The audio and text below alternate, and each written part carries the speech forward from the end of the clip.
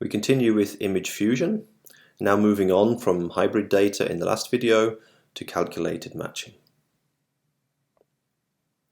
So when functional and anatomical data from the same subject is not already co-registered, rigid matching methods can be used to improve the registration between the studies. This normally means rotations and translations, followed by reslicing to the same image matrix as the reference.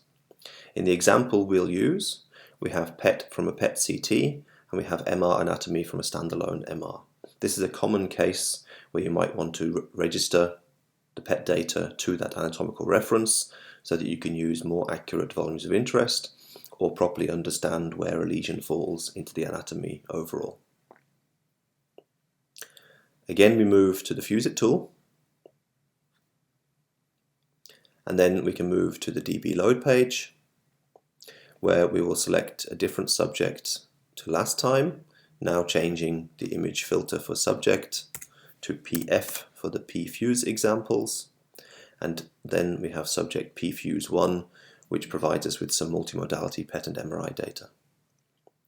On the series tab, we can see that we have an anatomical MRI and we have 3 different PET series. For this example, select the MRI and the fluorocholine PET data.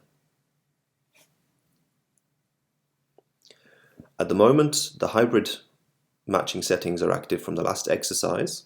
So if we open the data, we'll first proceed through the hybrid matching, allowing us to see what kind of misregistration there is.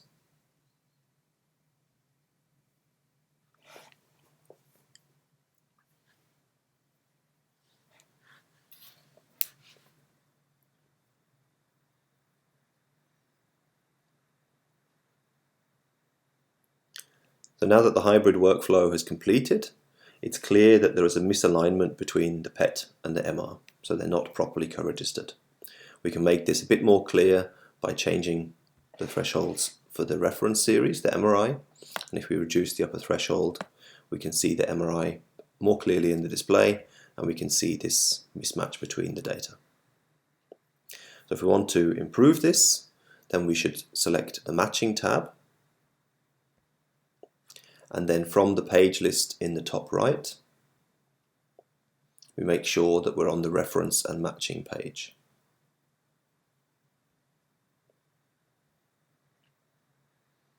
Now on the right side, on the right hand lateral taskbar, we can select the input reslicing shortcut.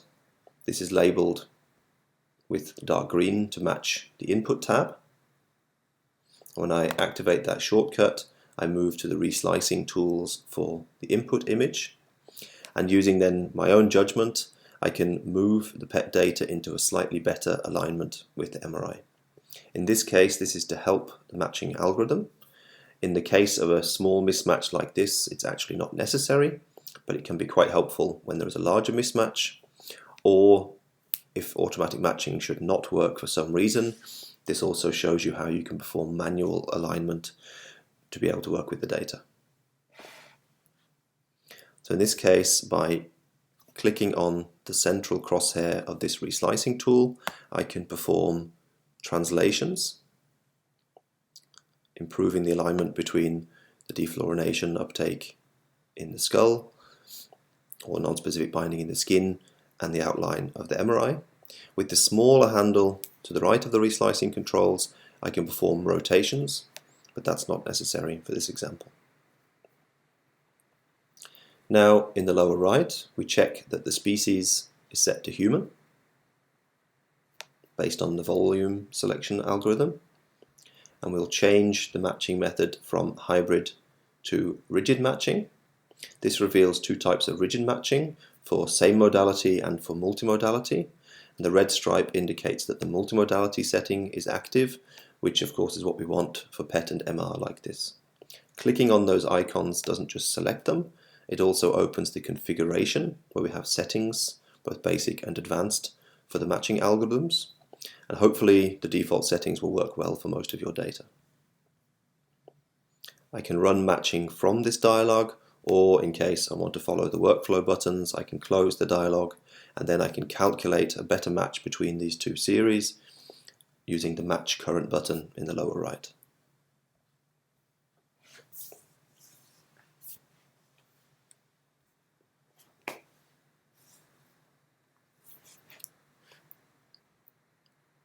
we see a small shift in the data and move to the matching result page, where we can assess the result of our matching, and we can choose whether to proceed, whether to save specific components, and what to do next. On the lower right, we see we have a save option for the transformation that was applied. To the right of that, we can actually inspect the affine part, so the rigid part of our transformation that was applied, and we can see that from the original coordinates of the PET data, we had some translation in X, Y, and Z, very little in X, and we did in the end have a certain amount of rotation to really find the best match between the two data sets. Using the fusion controls below the image controls, we can explore the data to examine the matching. We can also change the fusion mode from mix to a windowing of the input.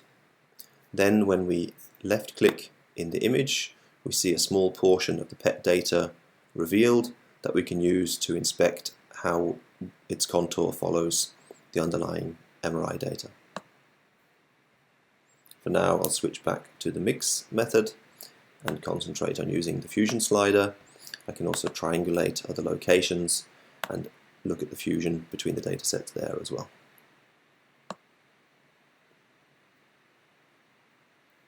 On the right lateral taskbar, we also have a save icon. And in this save dialog, we can choose what we want to save. In this case, particularly number 2, the co-registered result of the fluorocholine PET matched to the MRI, and we can also let it save the relevant transformations directly to the database. As output format, we should then switch to database and make sure we have the demo database selected before saving the data. For the database, we can simply confirm the parameters, and then we get a confirmation message of what was saved. Now we can proceed through the workflow and go on to the VOIs page.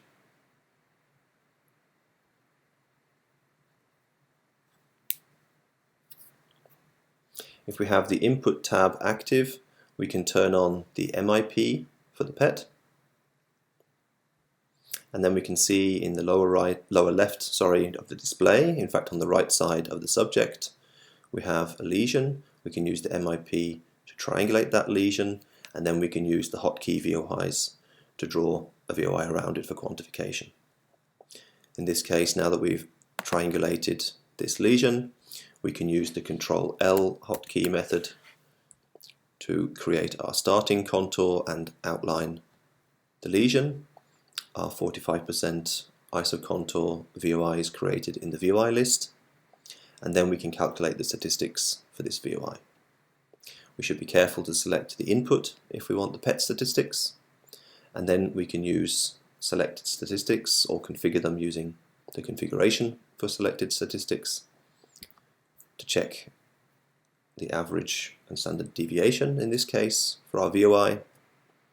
And if we want to, we can quickly switch to SUV since the appropriate data is available for this image.